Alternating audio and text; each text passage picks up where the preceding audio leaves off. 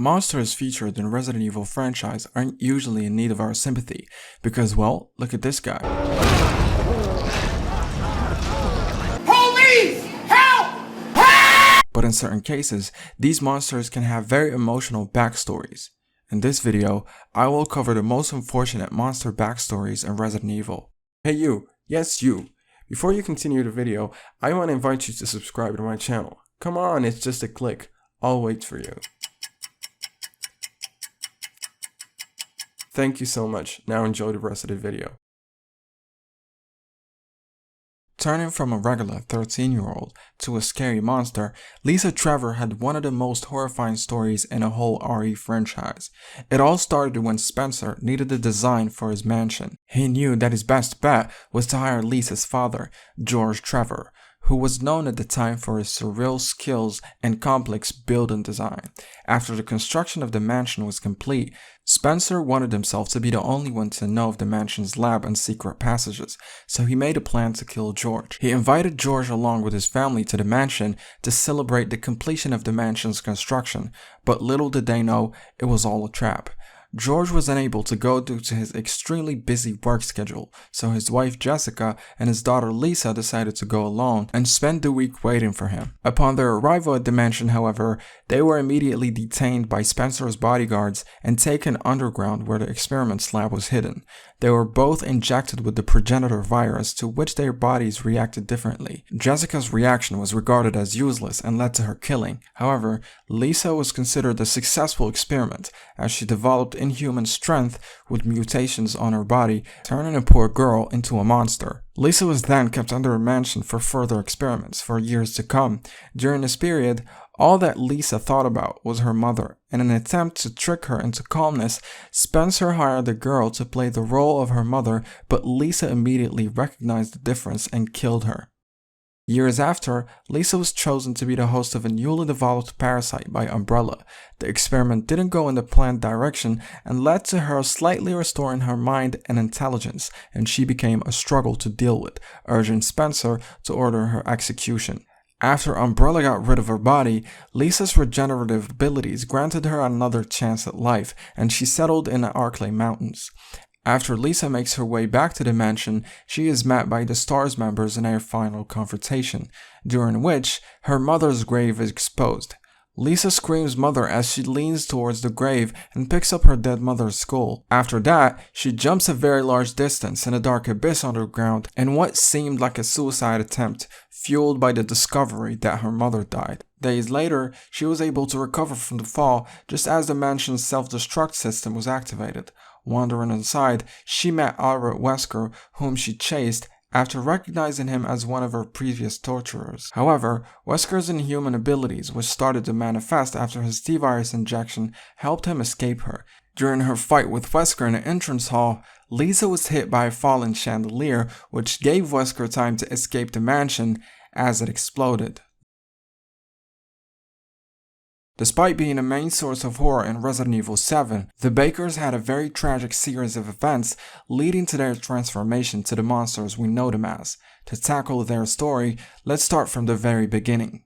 See, Mother Miranda had lost her daughter Eva during the Spanish flu pandemic, when she stumbled across the mold in a cave, which she realized was her last chance at reviving her daughter. Since the mold can maintain the consciousness of human beings, Mother Miranda thought she could resurrect her lost child by combining her DNA with the mold. With help from the connections, Evelyn was finally created. However, Miranda soon came to realize that Evelyn wasn't a successful attempt, as she had a weird obsession with creating a family that led to extreme and unneeded violence, which didn't match her daughter's personality. The connections then had Evelyn all for themselves. However, after the news spread that she was created with this extremely powerful ability to mind control human beings, competitor organizations began tracking down a bioweapon trying to get their hands on her. Therefore, the connections made the decision to hide Evelyn in their second lab. Mia Winters and Alan Droney were tasked to escort her aboard the Annabelle ship to the hidden location. However, things didn't go as planned when a hurricane hit the ship and caused Mia and Evelyn to end up on the Gulf of Mexico.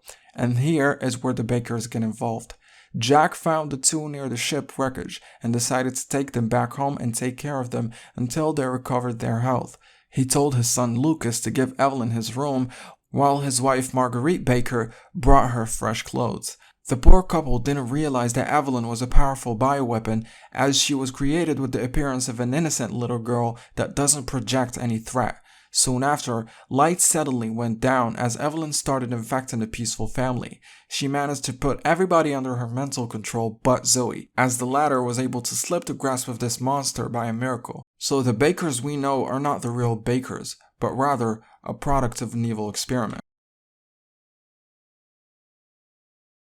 Just like Lisa Trevor, Salvatore Moreau's story projects the perfect combination between horror and pitifulness. Before his infection, he belonged to the Moreau family, which had ties with the other three noble families in the village: Beneviento, Heisenberg, and Dimitrescu. On his left arm, he has a tattoo that says Mother, and another one on his left shoulder that represents a symbol of an anchor. It's safe to assume that he was a sailor at some point in his life, which might have something to do with his fish mutation. Moreau was a follower of Mother Miranda's cult before he was even infected, which shows his strong devotion.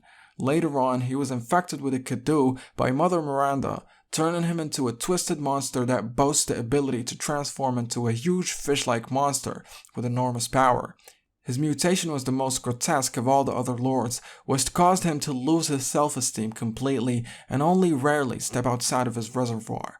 He developed a strong desire to prove himself to Mother Miranda and the other lords, so he started conducting experiments himself, trying to find the best host for Mother Miranda's project, but in vain.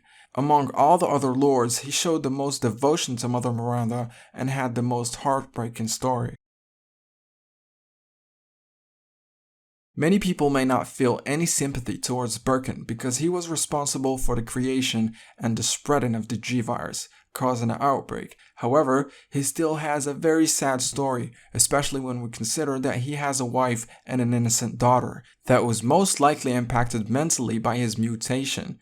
Birkin was a scientist that worked for Umbrella. He achieved enormous progress working under the company and was known for his intelligence. After completing work on the G-virus, he grew suspicious of Umbrella and speculated that the company was going to steal his work, so he contacted the US government and asked for support. After Umbrella knew that he was up to this, he was invaded by a group of Umbrella Security Service agents led by Hunk and shot after resisting to give the virus. As a final attempt to save his creation from being stolen, he injected himself with a sample of the G-virus as his wife walked in on him in his horrible state, with a face full of shock. He turned into a beastly creature and chased Hunk's team and slaughtered them one by one. During the process, a rat was infected, which led to the infection of Raccoon City as a whole. William Birkin was finally killed in a train self-destruct explosion after being detected as a biohazardous threat. William Birkin killed his wife and left his daughter fatherless and caused the infection of a whole city, all because of his decision to resist Hunk's team. Who knows what would have happened if he had given him the virus. The doll maker Lord Donna Beneviento had a very strange personality, only engaging in conversation through the voice of her doll, Angie. She was born in the same mountain village as the other lords in a noble, well-bred family. Her parents committed suicide when she was a child, so she lived most of her life without them. Due to some unknown mental health problems, she developed an anxiety that prevented her from connecting with the outside world and exposing her voice in conversation. So she stayed isolated inside her home, focused on her hobby of doll making, which she excelled at, and only talked through her doll in order to minimize the pressure of verbal conversation. At some time in her life, she was implanted with the Kidoo by Mother Miranda. She gained the ability to control her dolls, sharing the Kidoo with them, and was able to control mold-infected flowers to cause hallucinations to her victims, which is what happened to Ethan when he started having visions of his wife Mia walking through the alley. Physical changes on her body after the infection were minimal, as her appearance stayed the same, except her right eye, which bore a severe deformity. The poor Beneviento was regarded as a failed experiment by Mother Miranda, as she found her mentally ill and underdeveloped. But she was still welcomed as a daughter and given a seat in the Council of Lords. In the part where Ethan encounters her inside her house, her introverted nature still shows when she decides to only fight him through her dolls rather than have a physical combat with him. When Ethan tries to leave the house, we see the first moment of her speaking directly and not through her dolls. Don't leave. I can't let you. You're still alive. This gave her statements a lot of value and made the player believe that she was going to do anything to prevent them from leaving. After Ethan stabs the doll for the last time, the hallucination effects go away and the doll turns into Donna Beneviento, which means that he was stabbing Donna every time he stabbed the doll. This can be proved by the hand marks of blood on the doorway that matched Donna's height. This is a very powerful sign of how impactful anxiety was on her life as a whole. Even after the Kudu implantation, which gave the other lords huge mutation possibilities and enormous physical strength, she was only able to channel her power through her dolls, which were her only way of interacting with the outside world. These monster stories show us the other side of Resident Evil, which is usually overlooked. Even the monsters that scare us have their struggles that they deal with. And this is it for today's video, guys. Don't forget to subscribe and like the video, and I'll see you in the next one.